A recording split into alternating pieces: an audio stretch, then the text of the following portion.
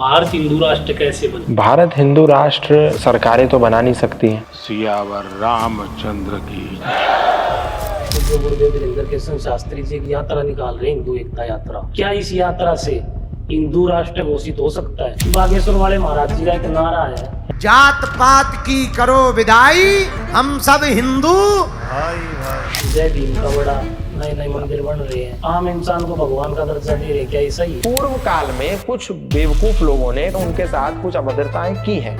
हर समुदाय कह रहा है कि यही हमारे भगवान है। भीमराव अंबेडकर तो इस्लाम के प्रखर विरोधी थे।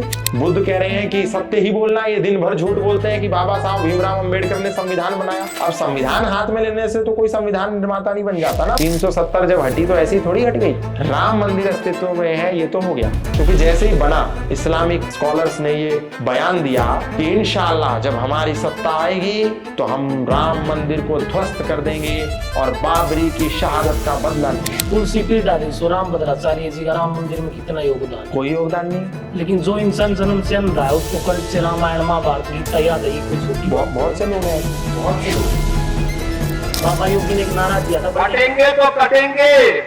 बाबा योगी जैसा नेता ना देश को मिला है ना मिलेगा, भूतो ना भविष्य। गांधी तो कह रहे हैं कि मुसलमान तुमको मारे भी तो भी गले से लगा लो मौत को, और महिलाएं यदि बलात्कार की शिकार हो रही हैं तो गला घोट करके मर जाएं। क्या भाजपा ने भारतीय संस्कृति को दोबारा स्थापित किया है? बिल्कुल। गांधी जी का देश की आजादी में कितना योगदान? मिनिमल। भारतीय जनता पार्टी सरकार बनने के बाद तो भारत भर में घुस के मार रहा है। सर्जिकल स्ट्राइक सुना तो होगा। और आरडीएक्स कैसे घुस गया?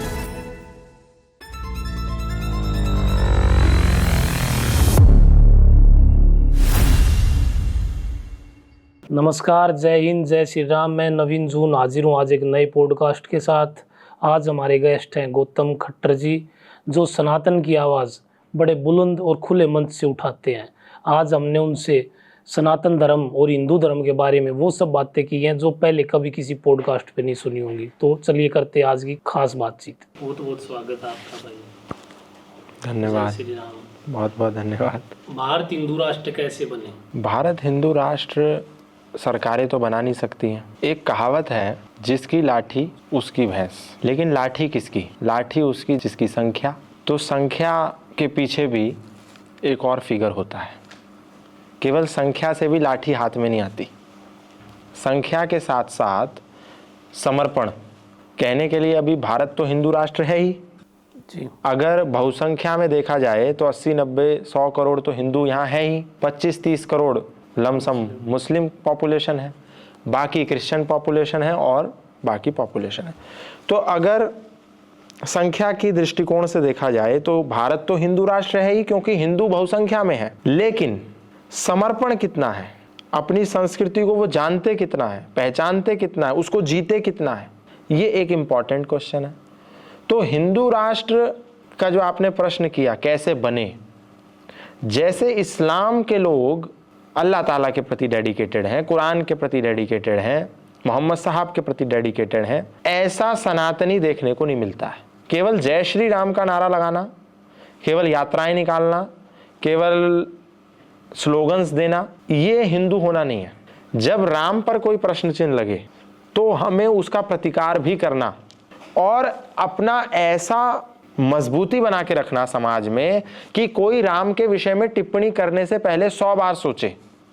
उदाहरण के लिए कोई इस्लाम के बारे में टिप्पणी नहीं करता है, क्योंकि उनको पता है कि यदि इस्लाम के बारे में थोड़ा भी बोलेंगे तो उसका परिणाम क्या होगा। इसीलिए आप देखिए, समझदार से समझदार आदमी भी और मूर्ख से मूर्ख आदमी भी मोहम्मद साहब पर टिप्पणी नहीं करता। वो अपने धर्म के प्रति कट्टर हैं, बहुत ज्यादा वो कट्टर हैं, इस बात का हमको अनुभव है। इसीलिए जब भी हम बोलते हैं तो बहुत सोच समझ के बोलते हैं, क्योंकि हमको मालूम है कि परिणाम क्या होगा। लेकिन हमारे ही लोग भी और वे भी राम के प्रति क्या क्या बातें करते हैं, ये चलती रहती हैं। शिव के बारे में, राम के बारे में, कृष्ण के बारे में। हम 100 करोड़ हैं, उसके बाद भी उनका कुछ नहीं बिगड़ रहा है। जैसे आपने अभी बताया कि मुस्लिम अपने धर्म के प्रति कट्टर हैं, मेरा भी ऐसा मानना है कि जैसे मुस्लिम सारे टोपी लगा के अपना दिखाते हैं कि हम मुस्लिम हैं और बड़ी बड़ी दाढ़ी रखते हैं, मेरा ऐसा मानना कि अगर सब हिंदू तिलक करने लग जाएं और अपने हिंदू धर्म के प्रति कट्टर हो जाएं तो हिंदू जल्दी हिंदू राष्ट्र की जो मांग कर रहे हो, हिंदू राष्ट्र होने की संभावना? देखिए, केवल कोई प्रतीक चिन्ह दिखा देने से हिंदू राष्ट्र नहीं बनेगा। लेकिन हिंदुओं में एकता तो बढ़ेगी। एकता बढ़ेगी, वो बात आपकी ठीक है, लेकिन यहाँ तो तिलक पर भी कितना विवाद है। और धर्म स्थान को छोड़ दीजिए, केवल वृंदावन में जाइए आप, 56 तिलक हैं कृष्ण भक्तों के ही। कोई कह रहा है कि मैं यमुना की मिट्टी का तिलक लगाता हूँ, कोई बोल रहा है कि हमारा ये काले वाला तिलक है, मेरा पीला तिलक है, मेरा चंदन का है, मेरा इसका है, मेरा उसका है, मेरा सफ़ेद चंदन है, मेरा लाल चंदन है, मेरा नीला है, मेरा हरा है। कितने प्रकार के तो तिलक हैं कृष्णी भक्तों में। तो इसलिए एक प्रतीक चिन्ह से भी नहीं होगा। मैं तो ये कहता हूँ कि आप जो भी करते हैं सनातनी होने के नाते कीजिए, लेकिन अल्टीमेटली जब सनातन की बात आए, राम की बात आए, कृष्ण की बात आए, शिव की बात आए, गौ माता की बात आए, तो सारे अपने मतभेद भुला करके एक झंडे के नीचे खड़े हो जाइए। उस टाइम तो एक होना चाहिए जब। अब इस्लाम में आप क्या सोचते हैं कि उनमें विभेद नहीं है क्या? इस्लाम में सनातनियों में तो विभेद है ही कुछ नहीं। इस्लाम में इतना बड़ा विभेद है कि जो शिया है उसकी कब्र को सुन्नी के कब्रिस्तान में नहीं दफन किया जा सकता है, और सुन्नी को सुन्नी के कब्रिस्तान में ही दफन किया जाएगा, शिया में नहीं किया जाएगा। हिंदुओं में कहीं ऐसा देखा शमशान घाट के बाहर बैरिकेड लगाओ कि यहां शूद्रों का दाह संस्कार वर्जित है? नहीं, ऐसा बिल्कुल कहीं नहीं है। क्या किसी पंडित ने ऐसा बोला ब्राह्मण ने कि मैं इस व्यक्ति का विवाह संस्कार नहीं कराऊंगा क्योंकि ये जाटव है या ये बढ़िया है, मैं केवल ब्राह्मणों का कराता हूं विवाह, मैं नामकरण केवल जाटों का करूंगा, गुजरों का नहीं करूंगा? कहीं ऐसा है? कहीं भी नहीं। वहां क्या है? उनकी मस्जिदें अलग हैं, उनके कब्रिस्तान अलग हैं, उनके फिरके अलग हैं। ये देवबंदी है, ये बरेलवी है, ये शिया है, ये सुन्नी है, ये मुरादाबादी है, ये कुरैशी है, ये अहले हदीस है, ये पसमानदा है। हमारे यहाँ तो कुछ है ही नहीं। लेकिन उसके बाद भी जब मोहम्मद साहब की बात आती है तो 56 इस्लामिक मुल्क एक झंडे चांद सितारे के नीचे आके यूनाइट हो जाते हैं।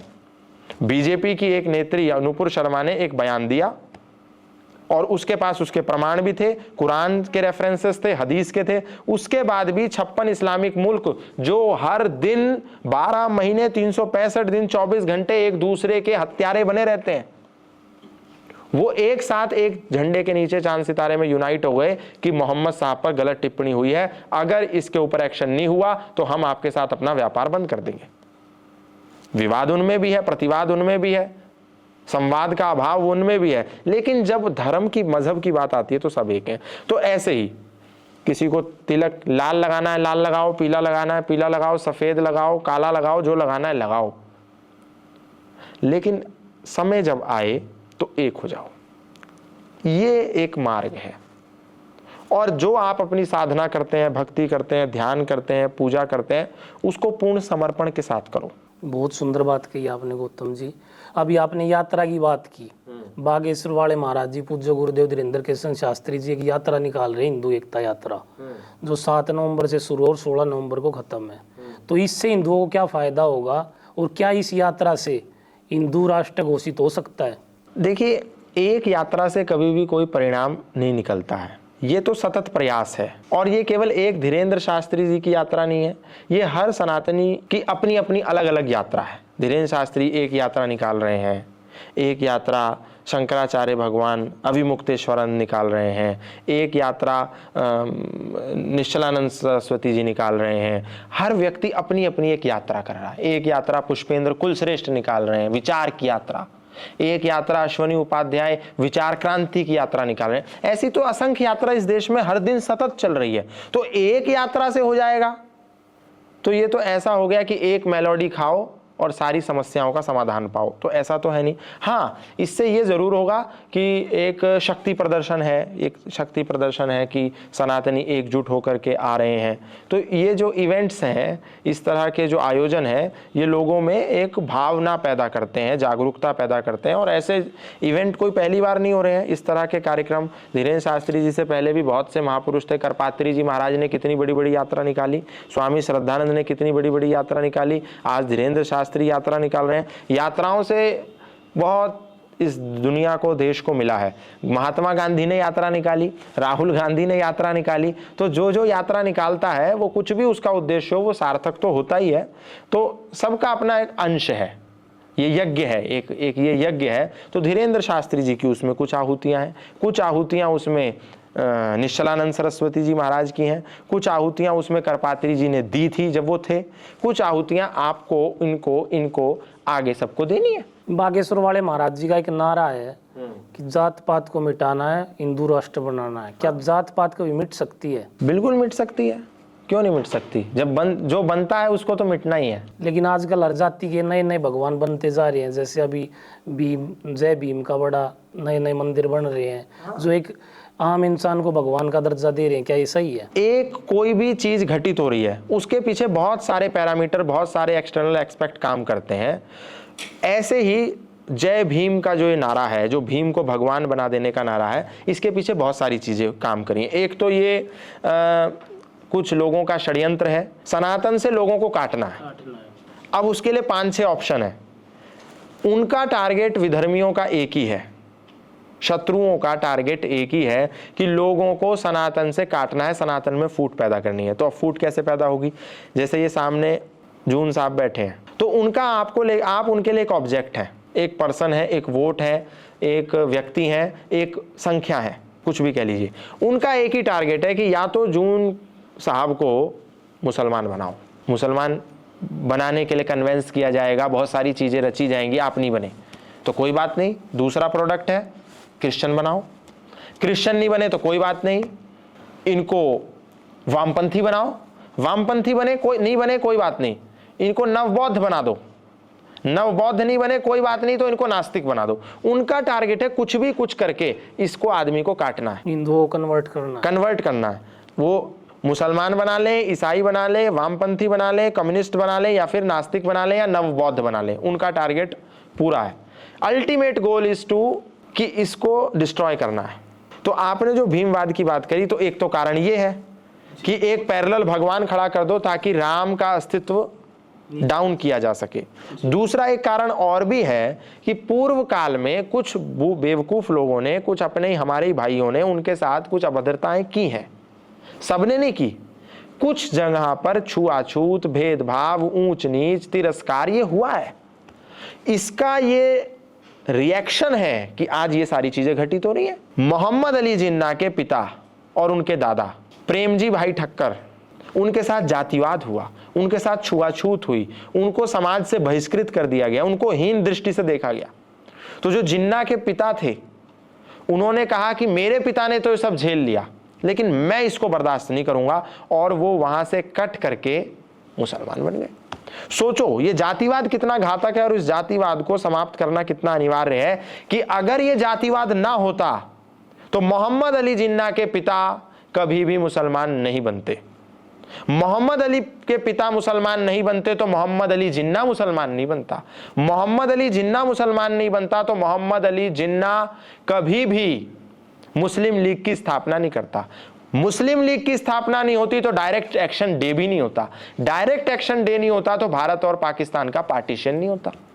तो सोचो एक जातिवाद ने क्या किया, दो राष्ट्र को, मतलब एक ही राष्ट्र के दो टुकड़े कर दिए। तो ये जातिवाद बड़ा घातक है। जाटवाद, गुजरवाद, ये बणियावाद, ब्राह्मणवाद, ये ऊंचावाद, ये नीचावाद, ये अगड़ा पिछड़ा, ये तेली, ये धोबी, ये मोची, ये नाई, ये चमार, ये कुर्मी, ये कछार, ये सब जो चल रहा है ये आने वाले समय में इतना घातक हो जाएगा, इसलिए इसको मिटाना बहुत ज़रूरी है। अभी बहुत से लोग समझ रहे हैं, बहुत से लोग इसको परख रहे हैं।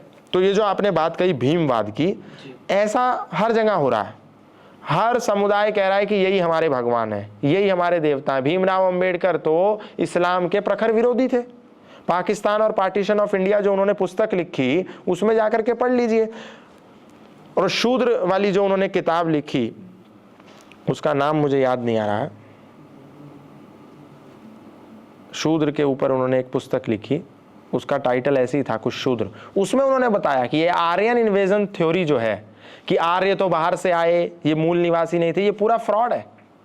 अगर भीमराव अंबेडकर सच में इस्लाम के समर्थक होते तो मुसलमान बनते, बिल्कुल सही बात। क्रिश्चियन बनते, लेकिन उन्होंने लिख दिया पाकिस्तान और पार्टीशन ऑफ इंडिया में कि इस्लाम और ईसाइयत विदेशी मजहब है, इसीलिए मैं विदेशी मजहब में नहीं जाऊंगा, मैं भारतीय मूल का जो धर्म है, जो संप्रदाय है बौद्ध, उसमें जाऊंगा। तो उसमें गए, उसमें भी वो पूरे नहीं गए। हीनयान और महायान जो दो उसके जो धड़े थे बौद्धिज्म के, उसको उन्होंने नकार दिया।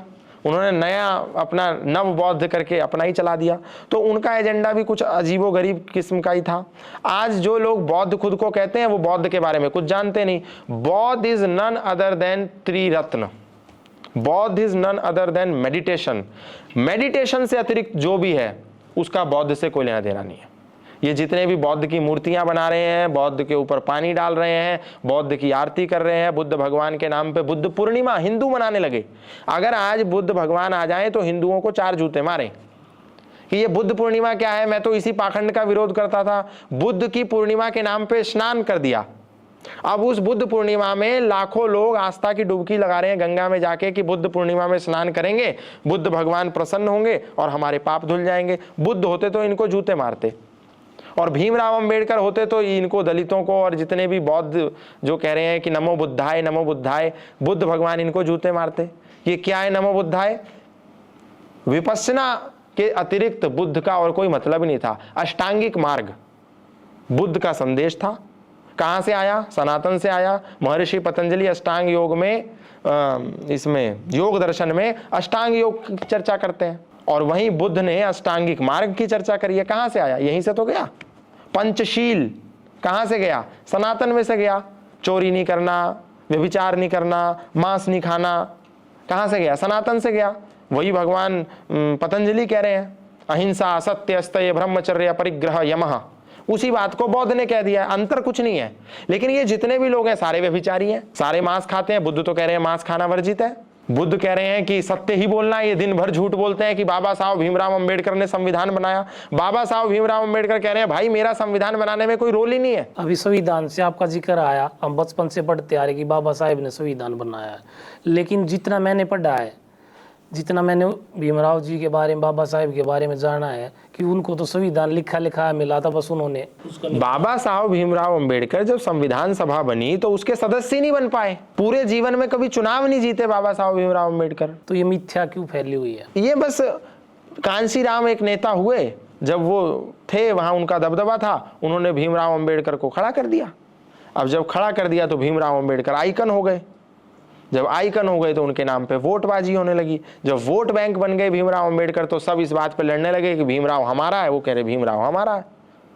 अब संविधान हाथ में लेने से तो कोई संविधान निर्माता नहीं बन जाता ना। उसमें तो 300 से ज्यादा लोग थे, 10 से ज्यादा कमेटियां थी। और जब बाबा साहब भीमराव अंबेडकर संविधान सभा का हिस्सा बने तब तक 80% संविधान तैयार हो चुका था। और बाबा साहब भीमराव अंबेडकर स्वयं कह रहे हैं संविधान सभा के जब फाइनलाइज होने लगा ये, तो उस मीटिंग में बाबा साहब कह रहे हैं कि मेरे मित्र कहते हैं कि मैंने संविधान बनाया, पर मैं यदि कहूं तो मैं तो इसमें केवल एक त्रुटि संशोधक के रूप में था।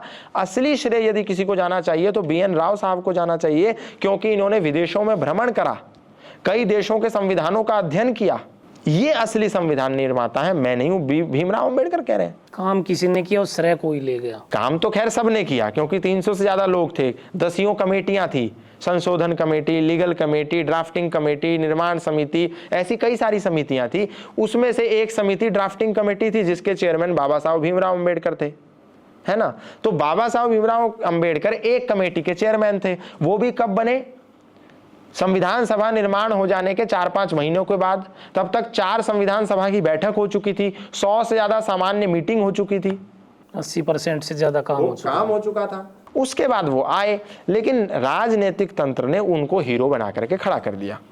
तो मैं ये नहीं कहता हूं कि हम बाबा साहब भीमराव अंबेडकर का अपमान करते हैं, हम तो उनका बहुत सम्मान करते हैं, पर हम ये कहते हैं कि हर व्यक्ति का सम्मान होना चाहिए, किसी को दबाइए मत।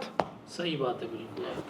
BN राव इंटरनेशनल कोर्ट के जज रहे, सुप्रीम कोर्ट के जज रहे, कितनी सारा उनका अध्ययन था इस विषय पे। और ये लोग झूठ बोलते हैं कि बाबा साहब भीमराव अंबेडकर के पास 32 डिग्रियां थी, 35 डिग्रियां थी, 40 डिग्रियां थी। आप उठा करके बाबा साहब भीमराव अंबेडकर का पढ़ लो वांग में, आपको पता चल जाएगा कितनी डिग्रियां थी। बिल्कुल फ्रॉड। ओवर रेट क्यों करना है किसी को? किसी को अंडर रेट भी नहीं करना चाहिए, ओवर रेट भी नहीं करना चाहिए। जो जिसकी योग्यता है वैसा दो। भाई बाबा साहब पे 4 डिग्रियां भी हैं तो क्या बुराई है? उसको 32 क्यों बनाना है, 34 क्यों बनाना है, 40 क्यों बनाना है, जब 4 में काम चल रहा है? क्या 4 में हम उन्हें सम्मान नहीं दे रहे हैं? पूरा सम्मान दे रहे यार, कोई दे रहा है। झूठ बोल करके बाबा साहब के व्यक्तित्व को और बोना कर रहे हैं। बिल्कुल सही। जगह जगह मूर्तियां बना दी, जगह जगह चौराहे चौराहे पर बाबा साहब खड़े कर दिए। इससे अच्छा ये होता बाबा साहब का वांग्मय पढ़ना चाहिए था दलित भाइयों को। मूर्तियां बनाने से क्या होगा? आज ऐसा कहीं चौराहा नहीं है जहां बाबा साहब की मूर्ति नहीं, और वो इसी के सबसे खिलाफ थे। तो आज अगर बाबा साहब का जन्म हो जाए तो सबसे पहले तो 4 जूते मूर्ति बनाने वालों को मारे कि तुमको किसने कहा मेरी मूर्ति बनाओ। मैं कह रहा हूं कि पढ़ो, दलितों को पढ़ना चाहिए, और तुम मेरी मूर्ति बना के वो इसी चीज पे जोर ज्यादा डालते थे कि पढ़ना जरूरी है। हाँ, पढ़ने की जोर डालते थे ना, तो पढ़ना चाहिए। मूर्ति बनाने से कुछ नहीं होगा। राम मंदिर काफी समय से लटका हुआ था, क्या इस भाजपा के आने से ही राम मंदिर बनने का मुख्य? देखिए, सरकारों की अपनी एक भूमिका होती है। नरेंद्र मोदी जी ने उसको लेकर के बहुत अच्छे से इंटरवेन किया। उसके पीछे बहुत सारी उनकी डिप्लोमेसी भी रही। जब ये फैसला नहीं हो रहा था तो नरेंद्र मोदी जी सुप्रीम कोर्ट के भ्रमण पे गए थे, पता आपको? नहीं, मुझे तो नहीं। सुप्रीम कोर्ट के भ्रमण पे गए कि आज हम सुप्रीम कोर्ट जाएंगे। वहां जाकर के भ्रमण किया, जज से मिले। अब जब प्रधानमंत्री आ रहा है तो जज को तो प्रोटोकॉल में रहना ही है, चीफ जस्टिस ऑफ इंडिया को। सब चीजें हुई और रिटायरमेंट होते ही उनके पास एक लेटर पहुंच गया कि आप अब राज्यसभा के सदस्य होंगे। तो नरेंद्र मोदी जी जो हैं वो बहुत बुद्धिमान व्यक्ति हैं, बहुत सूक्ष्म बुद्धि के व्यक्ति हैं। 370 जब हटी तो ऐसी थोड़ी हट गई। कितने ही विपक्ष के सांसदों को उस दौरान विदेश यात्रा पर भेज दिया गया था, पता आपको? जो नए नए सांसद बने थे उनको सिलेक्ट किया गया और सिलेक्ट करके कहा कि इनको विदेश दौरा करना है। वो तो नए नए सांसद थे। तो कितने सांसद तो ऐसे हैं जो प्रधान बनने लायक नहीं है, कितने सांसद बन जाते हैं। ये देश हमारा बड़ा अद्भुत है, यहाँ कोई भी सांसद बन जाता है। अनंत सिंह जैसे महापुरुष यहाँ विधानसभा में बैठ जाते हैं। अब जो आए थे सांसद, उन्होंने तो एकदम, उनके तो क्या बोलते हैं, उनको डोपामिन हिट हो गया कि अच्छा विदेश दौरा, पता नहीं कौन सा देश था वहाँ भेजा, डेनमार्क भेजा कि कहाँ भेजा मुझे मालूम नहीं। तो सिलेक्टेड सांसद जो पता थे कि बड़े अच्छे से ट्रैप में आ जाएंगे, उनको चिन्हित कर लिया गया।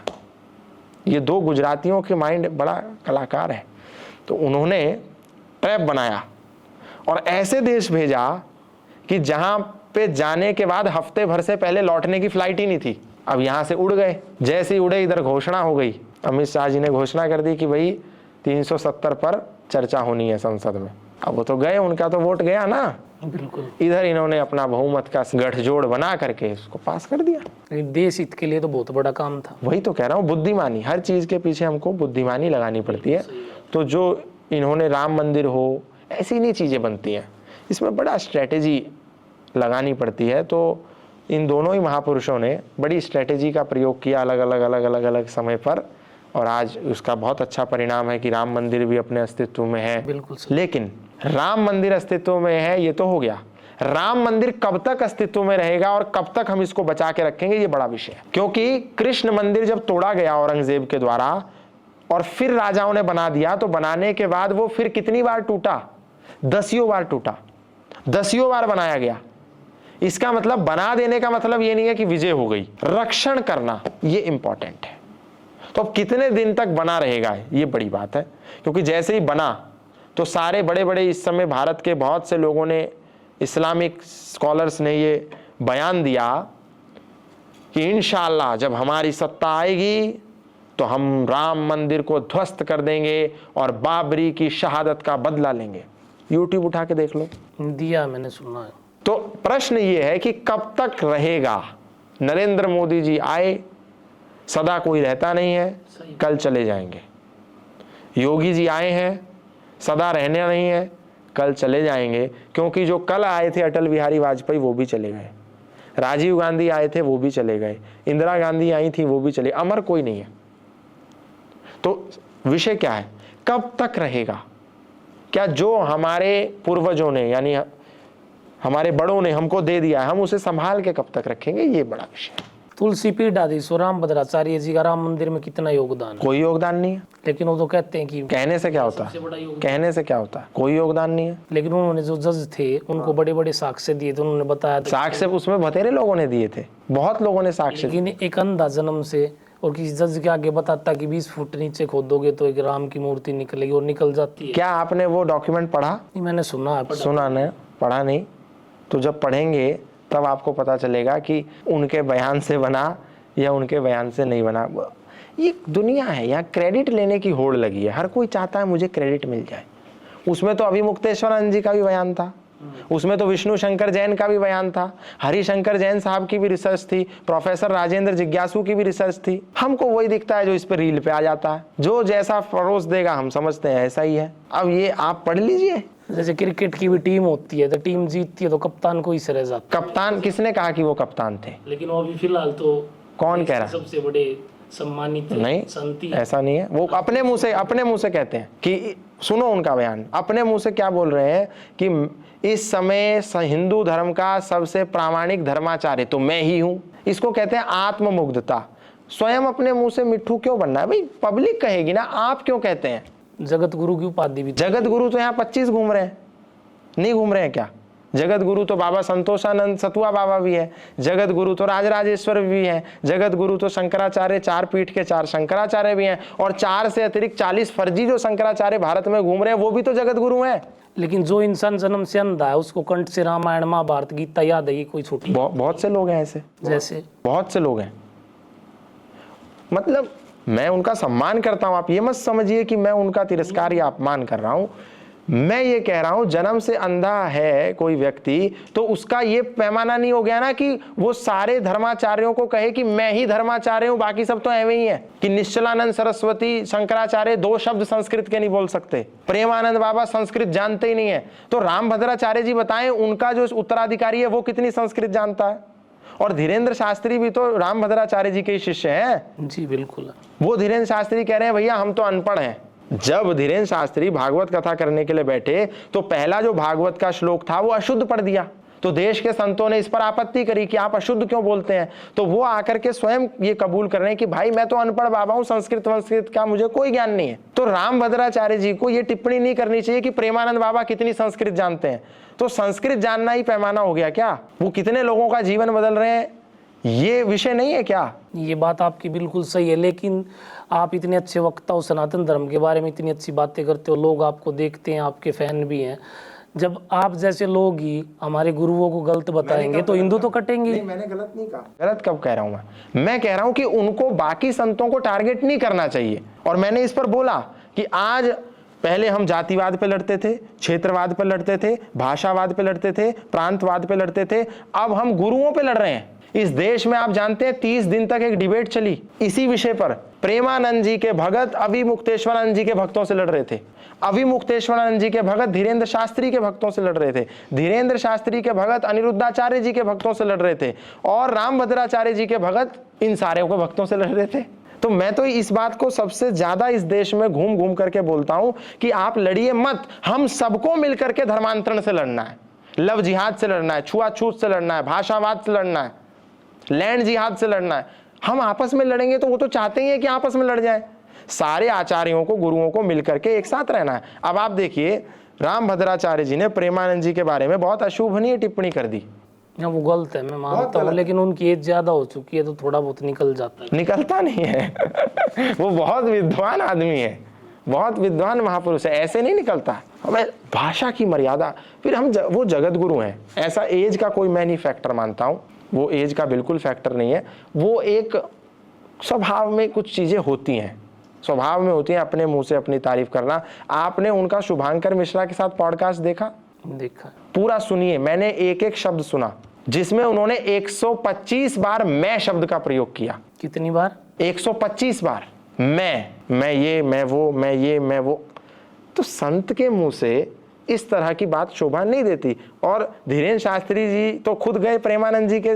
नहीं बिल्कुल, आपने धीरेन्द्र शास्त्री जी की बात की, एक 27 साल का युवक है जिन्होंने सभी संतों को इकट्ठा करने की सोची है और सभी संतों का मान सम्मान करते हैं, और हमारे हिंदुत्व का देश विदेश में इतना बड़ा डंका बजा रखा है। तो मैं तो ऐसे संत को सलाम करता हूँ। तो मैं तो बोल रहा हूँ ना कि वो तो अपने गुरु के भी इस बयान से सहमत नहीं थे, तभी तो प्रेमानंद जी के पास गए। गुरु जी ने तो कह दिया था प्रेमानंद जी क्या जानते हैं, वो तो कुछ नहीं जानते, वो संस्कृत नहीं आती। वो एक सच्चे संत है, आज के दिन उनकी वजह से बहुत से युवा जाग गए हैं हिंदुओं में। उन्होंने, चलो प्रेमानंद जी छोड़िए, प्रधानमंत्री होता है शंकराचार्य धर्म का।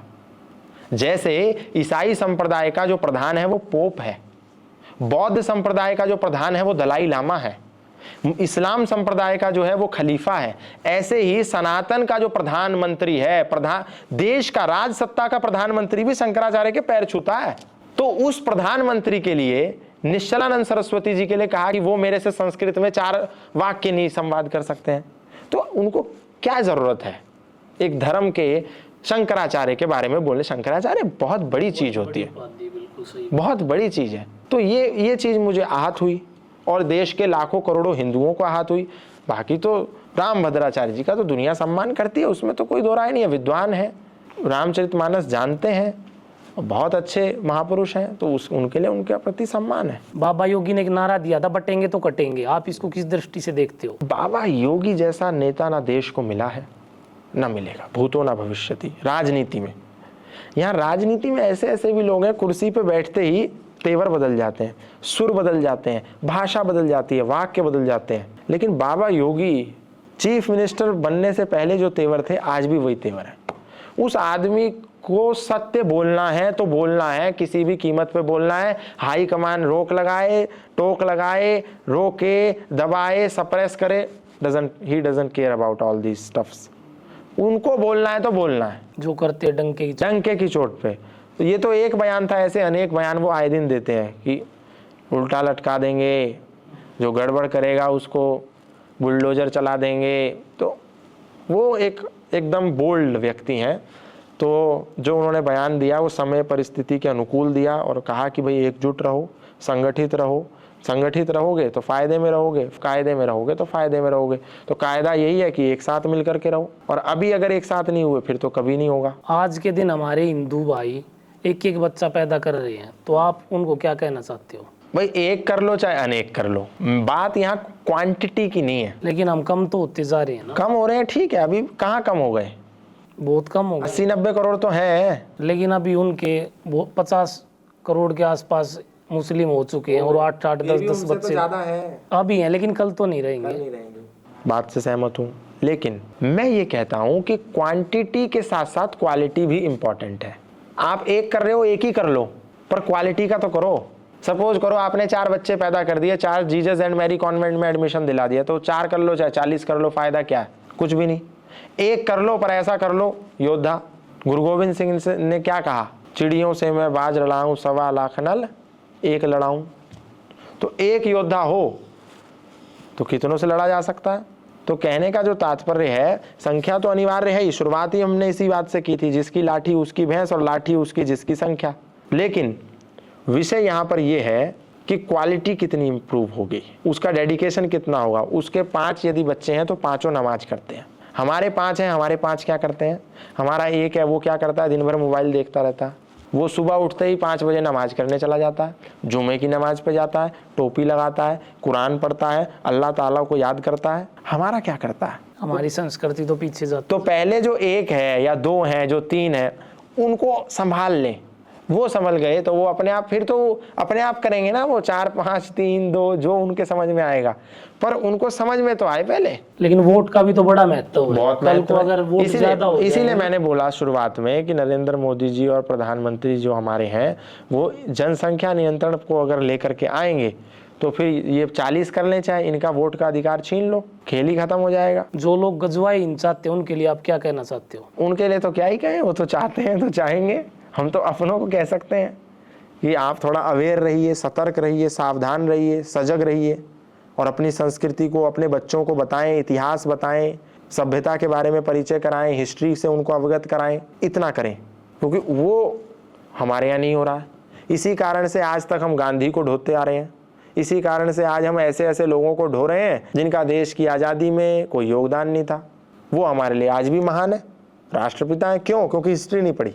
हिस्ट्री पढ़ते तो पता चलता गांधी की पूजा करते रहे, राजघाट पे जाके समाधि पे माला डालते रहे, गांधी का वांग्मय पढ़ते, कलेक्टेड वर्क्स ऑफ गांधी पढ़ते तो पता चलता है कि गांधी तो कह रहे हैं कि मुसलमान तुमको मारे भी तो भी गले से लगा लो मौत को, और महिलाएं यदि बलात्कार की शिकार हो रही हैं तो गला घोट करके मर जाएं, अपनी जबान को दांत में दबा करके मर जाएं। यानी कि गांधी की कब्र पर राजघाट में माथा तो टेका हमने, पर कलेक्टेड वर्क्स ऑफ गांधी में जो गांधी ने अपनी प्रार्थना सभाओं में भाषण दिए हैं वो नहीं पढ़े। वो पढ़ते तो पता चलता है कि गांधी वास्तव में राष्ट्र के पिता थे या पुत्र होने लायक भी नहीं थे। क्या गांधी परिवार की सत्ता चलती आ रही थी, इसी वजह से गांधी को बड़ा बनाया गया? अब ये तो मुझे नहीं पता क्यों बनाया गया, ये तो नेहरू जी ने उनको गिफ्ट, नेहरू जी को गांधी जी ने गिफ्ट दिया, नेहरू जी ने गांधी जी को गिफ्ट दिया, तो रिटर्न गिफ्ट दिया। एक पुस्तक लिखी है प्रखर श्रीवास्तव जी ने, गांधी हत्याकांड की प्रामाणिक पड़ताल, उसमें उन्होंने 15 साल का शोध किया गांधी पे, और उन्होंने वो अंत में बता रहे हैं कि अगर गांधी जी को नाथूराम गॉडसे गोली नहीं मारते तो आज गांधी की स्थिति कुछ अलग होती। वो जो नाथूराम गॉडसे जी ने गांधी को गोली मारी, उसके बाद क्या हुआ, गांधी के प्रति लोगों की सिंपैथी क्रिएट हो गई। वो सिंपैथी का ही परिणाम था कि गांधी इतने बड़े हो गए। तो कई बार क्या होता है, सिंपैथी काम करती है, बहुत बड़े स्तर पर सिंपैथी काम करती है, भगवान बन जाते हैं लोग। तो यहाँ ये सिंपैथी का, बाबा साहब भीमराव अम्बेडकर के साथ क्या सिंपैथी काम करती है कि ब्राह्मणों ने उनको घुसने नहीं दिया कक्षा में, वो दूर बैठ करके पढ़ते थे, झूठ बात। दलित कार्ड खेला, सिंपैथी क्रिएट कर दी। ये जो जज के ऊपर जूता फेंका, इसमें कैसे सिंपैथी क्रिएट करी, देखो दलितों पे शोषण हो रहा है, दलित जज पर जूता फेंक दिया। तो जिसने जूता फेंका 2 दिन बाद निकल करके आया, वो ANI के उसमें कह रहा है कि अरे मैं भी दलित हूं भाई, हिंदू विरोधी दलित है और मैं हिंदू दलित हूं, इसने विष्णु के बारे में अभद्र टिप्पणी करी इसीलिए मैंने जूता फेंका। तो सारे मौन हो गए, सिंपैथी काम नहीं कर पाई यहाँ पे। तो ये सिंपैथी जो है ये बड़ा घातक विष है। क्या भाजपा ने भारतीय संस्कृति को दोबारा स्थापित किया है? बिल्कुल, नरेंद्र मोदी जी का इसमें बहुत बड़ा योगदान है। लोग, हिंदुओं में चेतना जागृत हुई, हिंदुओं को अपने अस्तित्व के बारे में पता चला, लोगों ने पुस्तकें पढ़ना प्रारंभ किया, लोगों ने अपना ज्ञान अर्जन करना प्रारंभ किया। नरेंद्र मोदी जी ने कितने छोटे बहुत बड़े बड़े काम किए। वीर सावरकर को लोग हे दृष्टि से देखते थे, वीर सावरकर को उन्होंने अलग खड़ा कर दिया, कितना सम्मान दिया। बुद्धिमान है, मैंने शुरुआत में कहा सुपर माइंड। जब नए पार्लियामेंट हाउस की स्थापना करी, उस दिन को चुना, शायद उस दिन मुझे ठीक से स्मरण नहीं आ रहा है, या तो वीर सावरकर का जन्मदिन था या फिर उनकी पुण्यतिथि थी। जानबूझ करके उस दिन को चुना ताकि वीर सावरकर अमर हो जाए। जब तक संसद भवन रहेगा भारत का नया सेंट्रल विस्टा वाला, तब तक वीर सावरकर अमर हो गए। कोई चाह करके भी नहीं हटा सकता। कल प्रधानमंत्री कोई भी बन जाए, स्टैंप लग गई, वीर सावरकर के स्मृति दिवस के उपलक्ष्य में संसद भवन का उद्घाटन हुआ। कांग्रेस ने जो इतिहास दबाया उसको मोदी जी ने ऊपर उठाया, पूरा उजागर कर दिया। इंडिया गेट इसका सबसे बड़ा प्रमाण है। कांग्रेस ने सुभाष चंद्र बोस का बाल भी किसी को ना मिल जाए, उनसे जुड़ा एक धूल का कण भी हाथ ना लग जाए, क्योंकि लोग पूजा करने लगेंगे, इसके लिए सब कुछ गायब कर दिया। 100 फीट नीचे सुभाष चंद्र बोस को जाके दबा दिया। लेकिन नरेंद्र मोदी जी आए, 100 फीट नीचे गए, सुभाष चंद्र बोस को निकाल करके लाए, इंडिया गेट पे सामने जॉर्ज पंचम को हटा करके स्थापित कर दिया। इससे ये पता चलता है कि अगर आप सही मार्ग पर हैं तो हो सकता है आज आपको प्रतिफल ना मिले, पर कल कोई आएगा और वो सुभाष चंद्र बोस की तरह आपकी मूर्ति को उठाएगा और ला करके देश के केंद्र बिंदु में स्थापित कर देगा। विदेशी कोई मेहमान आएगा, कोई किसी देश का राष्ट्राध्यक्ष आएगा, इंडिया गेट पे तो जाना ही है। अब जाएगा तो सीधी नजर पड़ेगी सुभाष चंद्र बोस पे, तो सुभाष चंद्र बोस कौन है उसको पता चलेगा। तो ये देखने में बहुत सामान्य चीजें लगती हैं, पर इसका जो इम्पैक्ट होता है वो बड़ा दूरगामी होता है। तो नरेंद्र मोदी जी ने इन सब चीजों पर बहुत से काम किए हैं, पर अभी उनसे अपेक्षाएं थोड़ी ज्यादा हैं, क्योंकि जो ज्यादा योग्य होता है उससे अपेक्षाएं ज्यादा होती हैं। अब राहुल गांधी से कोई अपेक्षा थोड़ी करेगा कि गाय की हत्या बंद हो, राहुल गांधी गाय की हत्या पर प्रतिबंध लगाए, कौन उनसे अपेक्षा करेगा, कौन उनसे ये एक्सपेक्टेशन करेगा? कोई भी नहीं, नरेंद्र मोदी जी से करेगा कि नरेंद्र मोदी जी गाय की हत्या बंद करें। तो वो एक्सपेक्टेशन की जा रही है। तो जो लोग एक्सपेक्टेशन कर रहे हैं और देश में आवाज उठा रहे हैं, तो उनको कह रहे हैं तो कांग्रेसी है। तो भैया आपने ही तो कहा था 2013 में कि हम आएंगे तो गौ हत्या पर प्रतिबंध होगा। बिल्कुल सही। तो आप ही कर सकते हैं, अब कब करेंगे ये भगवान जाने। वो कर सकते, तभी पब्लिक को उनसे उम्मीद भी है। और मेरा भी ऐसा मानना, गौ हत्या बंद हो जानी चाहिए, क्योंकि हमारी राष्ट्र माता है। बिल्कुल होनी चाहिए। गांधी जी का देश की आजादी में कितना योगदान है? किसका पॉइंट ऑफ व्यू बताना है? अपना ओपिनियन बताना है? अपना बताना है। कागजों का तो हम पढ़ ही रहे हैं। पर मेरे ओपिनियन से पब्लिक नहीं मानेगी। जो सत्य है वो बताओ आप। जब भारत आज़ाद हुआ तो क्लेमेंट एटली उस समय ब्रिटेन के प्रधानमंत्री थे। भारत की आज़ादी का जो दस्तावेज था उस पर क्लेमेंट एटली ने हस्ताक्षर किया। भारत जब आज़ाद हो गया, आज़ाद होने के कुछ वर्ष बाद, 2-4 वर्ष बाद, क्लेमेंट एटली भारत दौरे पर आए और वो बंगाल पहुंचे। जब बंगाल प्रांत में पहुंचे तो वहां के जो गवर्नर थे, एक्टिंग गवर्नर, और कलकत्ता हाई कोर्ट के जो जज थे फनी भूषण चक्रवर्ती, उनके आवास पे रुके प्रोटोकॉल के तहत। जैसे प्रधानमंत्री जब उत्तराखंड में जाएगा तो राजभवन में रुकेगा, जब उनके घर पे रुके तो उन्होंने संवाद किया। फनी भूषण चक्रवर्ती ने कहा कि भारत को आपने 1947 में ही क्यों आज़ाद किया, क्योंकि हस्ताक्षर क्लेमेंट एटली ने किए थे, शीर्षस्थ वही था, तो उससे बेहतर कौन हो सकता है ये बात बताने के लिए। सही बात। तो फनी भूषण चक्रवर्ती ने कहा कि इसी समय क्यों आज़ाद किया। इस समय तो ना आंदोलन उग्र था, गांधी जी का जो मूवमेंट था वो भी फ्लॉप हो चुका था, कोई ऐसा विद्रोह भी नहीं था जैसा 1857 में एक विद्रोह हुआ था, वो भी नहीं था। तो क्या परिस्थितियां थी। तो क्लेमेंट एटली कहते हैं क्योंकि नेताजी सुभाष चंद्र बोस की जो आज़ाद हिंद फौज थी उसका प्रभुत्व इतना बड़ा हो गया था कि आज यदि हम अपने मन से ना जाते तो कल जूते मार के भगाए जाते। तो फनी भूषण चक्रवर्ती ने कहा एंड व्हाट अबाउट गांधी। तो क्लेमेंट एटली ने एक शब्द बोला, मिनिमल, न्यूनतम। गांधी भारत की आजादी में यदि योगदान पूछे तो क्लेमेंट एटली कह रहे हैं न्यूनतम, ना के बराबर, ना के बराबर। और ये बात फनी भूषण चक्रवर्ती ने हिस्ट्री ऑफ बंगाल का जो प्रकाशक था उसको एक लेटर लिख करके बोला, ये इस घटना का विवरण दिया उसको। तो किसी की जो किताब थी उसकी भूमिका लिखनी थी, तो तब उन्होंने ये लेटर लिख करके भेजा। तो इससे बेहतर तो मैं नहीं समझता। अभी मैं कहूँगा तो लोग कहेंगे अरे ये तो राइटिस्ट एंगल से कह रहे हैं, आप कहेंगे तो वो कहेंगे ये संघी बैकग्राउंड है इसीलिए कह रहे हैं, कोई और कहेगा तो वो कहेंगे ये हिंदू है, ये कम्युनल है इसीलिए कह रहे हैं। पर मैं तो सीधा उसका कोट कर रहा हूँ जो क्लेमेंट एटली, जिसने खुद हस्ताक्षर किया भारत की आज़ादी पर, ट्रांसफ़र ऑफ पावर का जो एग्रीमेंट था, सत्ता का हस्तांतरण, उसने किया। वो बता रहा है कि हमने क्यों किया। क्या भारतीय जनता पार्टी सरकार आने के बाद भारत विश्व में मजबूत हुआ है? अब मैं तो विश्व में गया नहीं पहले पाकिस्तान से जैसे बोल नहीं पाता था भारत, लेकिन आज अमेरिका को भी जवाब दे रहा है। पाकिस्तान के साथ तो भारत क्रिकेट खेल रहा है। 14 सितंबर को ही तो खेला शायद अभी लास्ट। क्रिकेट तो एक खेल हो गया। तो कैसे खेल हो गया? कैसे? लाल किले पे प्रधानमंत्री खड़े होकर कह रहे हैं कि खून और पानी एक साथ नहीं बहेगा, तो खून और खेल एक साथ कैसे हो रहा है? अगर खेल को बंद कर देंगे तो भी तो सही नहीं है। कोई ऐसा ही नहीं है, सिर्फ पैसा चाहिए था बीसीसीआई को। भारतीय जनता पार्टी सरकार बनने के बाद तो भारत घर में घुस के मार रहा है, सर्जिकल स्ट्राइक सुना तो होगा। और आरडीएक्स कैसे घुस गया? हमारा इंटेलिजेंस क्या कर रहा था? ये बहुत बड़ा प्रश्न है। सीआरपीएफ का जो वो काफिला जा रहा था उस समय हम फ्लॉप क्यों हो गए? पहलगाम में इंटेलिजेंस क्या कर रहा था? ये सब क्या है? कुछ चीजें मीडिया वाले इतना फर्जी तरीके से हाईलाइट करते हैं। आज के दिन अंग्रेजी को ज्यादा महत्व दिया जाता है। क्या आपके अनुसार गुरुकुल को ज्यादा बढ़ावा देना चाहिए? बिना गुरुकुलों के तो हिंदू राष्ट्र की परिकल्पना केवल एक वोट बैंक की राजनीति रह जाएगी। जो हमारी संस्कृति जाती जा रही है वो दोबारा वापस आएगी। बिल्कुल, उसका आधार है गुरुकुल, जो है वो एक आधार है। लव जिहाद क्या है, आप इसके बारे में क्या कहना चाहते हो? लव जिहाद तो सबको पता ही है क्या है। ये एक बहुत बड़ा प्रोपेगेंडा है हिंदुओं को अलग करने का, क्योंकि एक महिला जो है वो 2 परिवारों को संचालित करती है। तो उनका जो मेन फोकस है कि हिंदुओं की महिलाओं पर अटैक करो, उसको छल से, कपट से, प्रपंच से, फरेब से, कैसे भी करके सनातन से काट करके इस्लाम में दीक्षित करो, और फिर उसे भी उसी मशीनरी के रूप में प्रयोग करो जो इस्लाम के लोग अपनी महिलाओं के साथ करते हैं। तो ये घर को बर्बाद कर देने का एक बहुत बड़ा षड्यंत्र है। महिला जो है घर की रीढ़ है, स्पाइन है, तो स्पाइन को तोड़ना चाहते हैं, वो षड्यंत्र कर रहे हैं।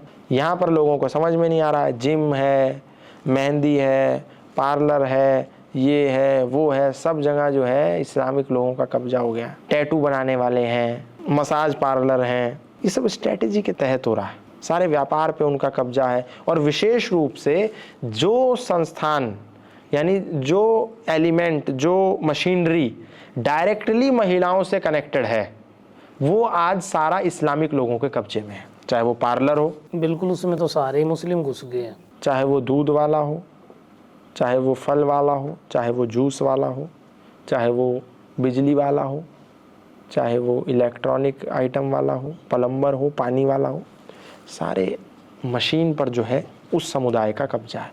और विशेष रूप से जो चीज़ें महिलाओं से, जिम वाला एक बहुत इंपॉर्टेंट पार्ट है, उसमें मुस्लिम ट्रेनर काफ़ी ज़्यादा हो गए हैं। तो वो क्या है, पूरा एक महिला गई तो एक पूरा घर बर्बाद, बिल्कुल सही बात है। उसका पति बर्बाद, उसके बच्चे बर्बाद, उसके माता पिता, उसके सास ससुर सब बर्बाद। तो सारा जो ये हमारी जो एक यूनिट है परिवार, इसको ब्रेक डाउन करना है तो एक महिला को कैप्चर कर लो। तो ये उनका टारगेट है। अभी लोगों को समझ में शायद नहीं आ रहा है, नहीं आएंगे तो मरेंगे, साफ सीधी बात है। मैं अपनी हिंदू बहन बेटियों से पर्सनली ये प्रार्थना करना चाहता हूँ कि ये मुस्लिम लड़के जो षड्यंत्र कर रहे हैं इनसे बचें, और जो घर के मुखिया हैं उनसे मेरी प्रार्थना, अपनी बहन बेटियों को समझाएं कि इन मुस्लिमों के बहकावे में ना आए, और बेटियां फिर भी नहीं मानती है तो सख्त से सख्त कदम उठाएं।